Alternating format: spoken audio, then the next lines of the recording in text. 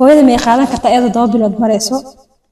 cunooyinka jilciye ilma galeenka sida ananaaska looska baamiyaha babaayga may qaadan kartaa maya ma qaadan karto sababta loo diidayna waxa waaye hooyada markii uurka leedahay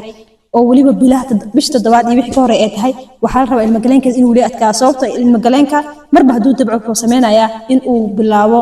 xanuun isku soo aruurta inuu furitaankiisa uu bilaabo marka daawo cuntooyinkan waxa hooyada lagu leeyahay oo kali ah xilliga ay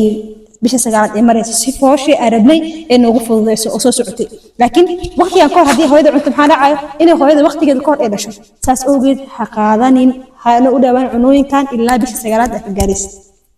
السلام عليكم sidoo kale waxaan kugu talinayaa si ay wax badan oo caafimaadka hooyada qusay aad u ogaatid inaad akhriso buugga daryeelka aqoonta hooyada waa buug koobay hooyada maalinkii uur soo yeelatay ilaa inta ay ka dhalayso wax walba ku soo jeeday sida madax xanuunka dhabar xanuunka hooyada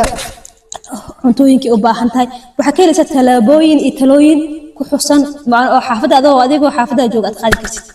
waxaad ka soo codsan kartaa lambarka saaran profilka nabadina